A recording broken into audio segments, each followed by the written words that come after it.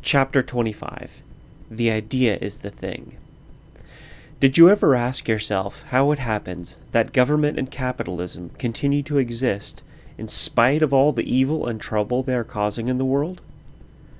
If you did, then your answer must have been that it is because that people support those institutions, and that they support them because they believe in them. That is the crux of the whole matter. Present-day society rests on the belief of the people that it is good and useful.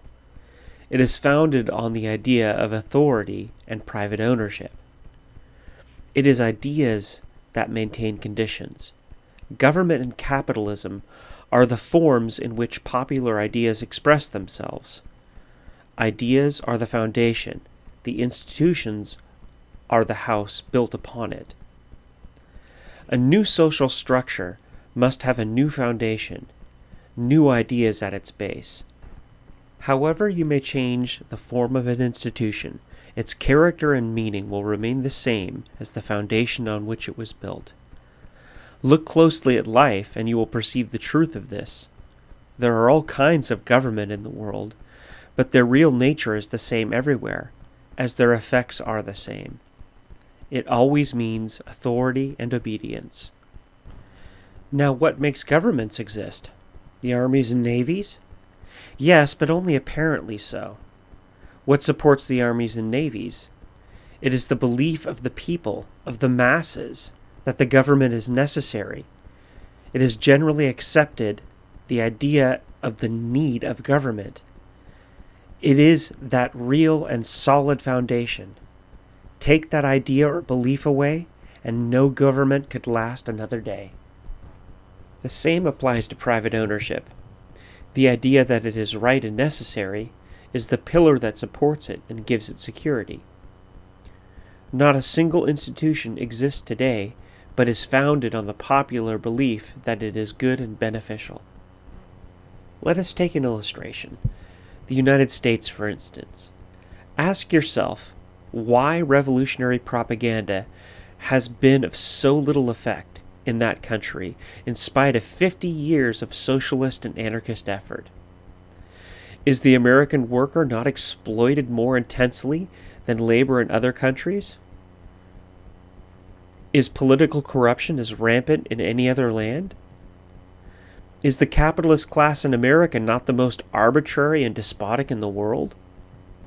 True, the worker in the United States is better situated materially than those in Europe, but is he not at the same time treated with the utmost brutality and terrorism the moment he shows the least satisfaction?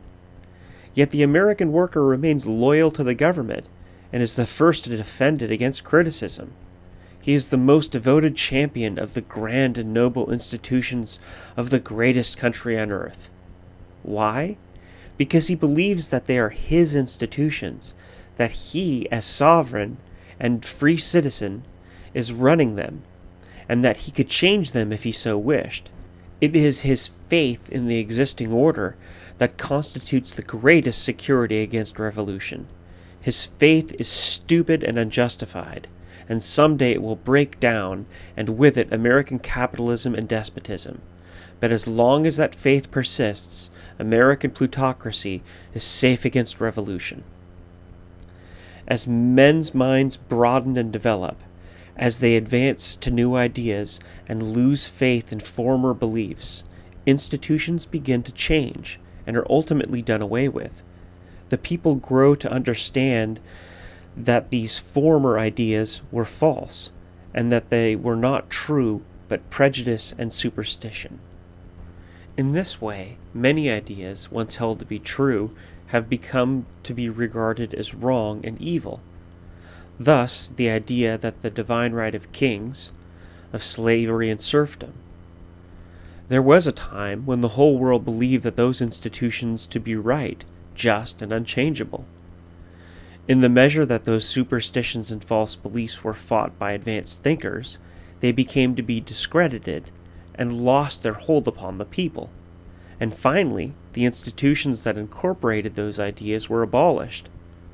Highbrows will tell you that they had outlived their usefulness, and that therefore they died. But how did they outlive their usefulness. To whom were they useful? And how did they die? We know already that they were useful only to the master class, and that they were done away with by popular uprisings and revolutions. Why did not the old and effete institutions disappear and die off in a peaceful manner? For two reasons. First, because some people think faster than others, so that it happens that a minority in a given place advance their views quicker than the rest. The more that minority will become imbued with new ideas, the more convinced of their truth, and the stronger they will feel themselves, the sooner they will try to realize their ideas. And that is usually before the majority have come to see the new light, so that the minority have to struggle against the majority, who still cling to old views and conditions. Second, the resistance of those who hold power. It makes no difference whether it is the church, the king, or a Kaiser, a democratic government or a dictatorship, a republic or an autocracy. Those in authority will fight desperately to retain it, as long as they can hope for the least chance for success. And the more aid they can get from the slower-thinking majority, the better the fight they can put up. Hence the fury of revolt and revolution. The desperation of the masses, their hatred for those responsible for their misery, and the determination of the lords of life to hold on to their privileges and rule, combined to produce the violence of popular uprisings and rebellions. But blind rebellion without definite object and purpose is not revolution. Revolution is a rebellion become conscious of its aims. Revolution is social when it strives for a fundamental change. As the foundation of life is economics, the social revolution means the reorganization of the industrial, economic life of the country, and consequently also the entire structure of society. But we have seen that the social structure rests upon the basis of ideas, which implies that changing the structure presupposes changed ideas. In other words, social ideas must change first before a new social structure can be built. The social revolution, therefore, is not an accident, not a sudden happening. There is nothing sudden about it, for ideas don't change suddenly.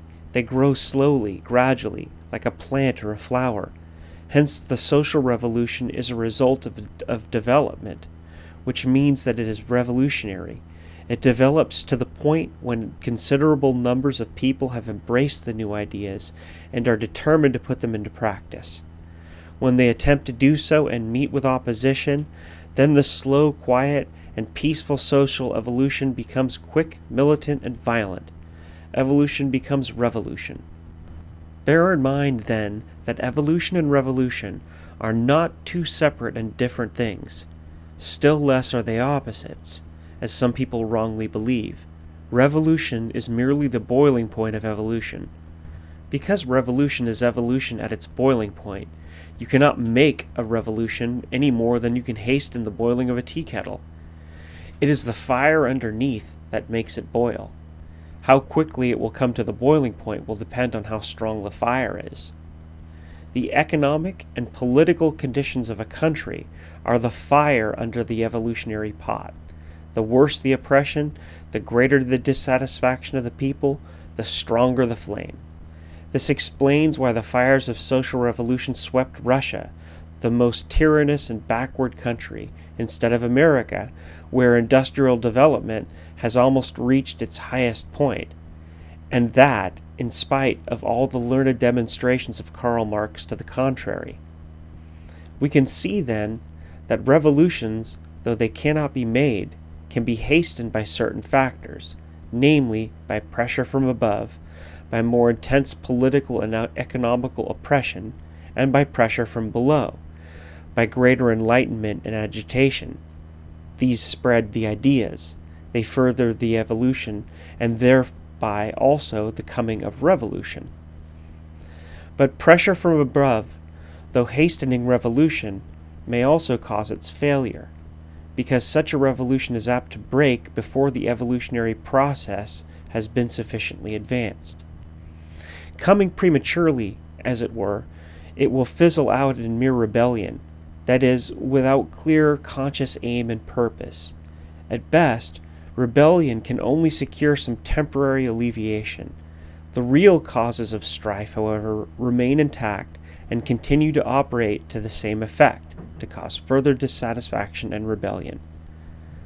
Summing up what I have said about revolution, we must come to the conclusion that 1. A social revolution is one that entirely changes the foundation of society, its political, economic, and social character. 2. Such a change must first take place in the ideas and opinions of the people, in the minds of men. 3. Oppression and misery may hasten the revolution, but thereby may also turn it into failure. Because of lack of evolutionary preparation, it will make real accomplishment impossible. 4. Only that revolution can be fundamental, social, and successful, which will be the revolution of a basic change of ideas and opinions. From this, it obviously follows that the social revolution must be prepared in the sense of furthering the evolutionary process, of enlightening the people about the ideals of present-day society, and convincing them of the desirability and possibility of justice and practicability of a social life based on liberty, prepared, moreover, by making the masses realize very clearly just what they need and how to bring it about. Such preparation is not only an absolutely necessary preliminary step, therein also lies the safety of the revolution, the only guarantee of its accomplishing its objectives. It has been the fate of most revolutions, as a result of lack of preparation, to be sidetracked from their main purpose, to be misused and led into blind alleys.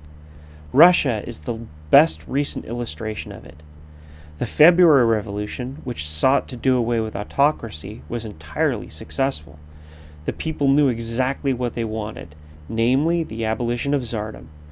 All the machinations of politicians, all the oratory and schemes of the Lulovs and Miliukovs, the liberal leaders of those days, could not save the Romanov regime in the face of the intelligent and conscious will of the people. It was this clear understanding of its aims which made the February Revolution a complete success, with, mind you, almost no bloodshed.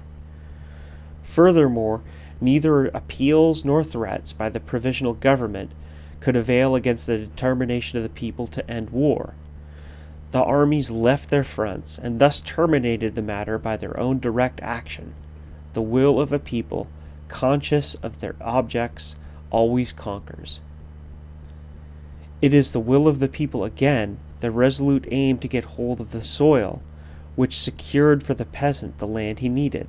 Similarly, the city workers, as repeatedly mentioned before, possessed themselves of the factories and the machinery of production.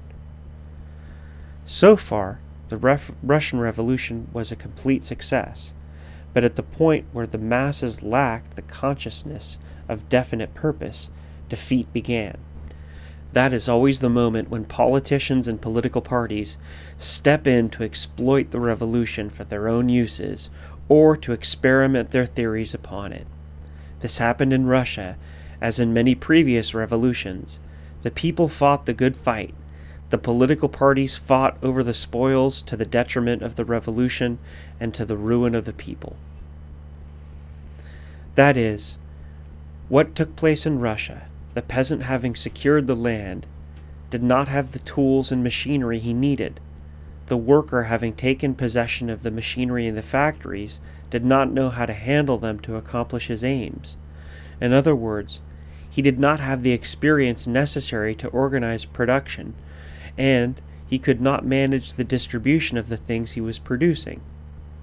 His own efforts, the workers, the peasants, the soldiers, had done away with Tsardom, paralyzed the government, stopped the war, and abolished ownership of land and machinery. For that he was prepared by years of revolution and education and agitation, but for no more than that.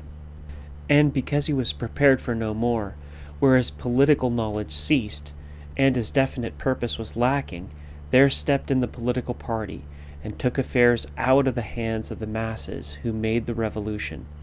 Politics replaced economic reconstruction, and thereby sounded the death knell of the social revolution, for the people live by bread, by economics, not politics. Food and supplies are not created by decree of party or government. Legislative edicts don't till the soil.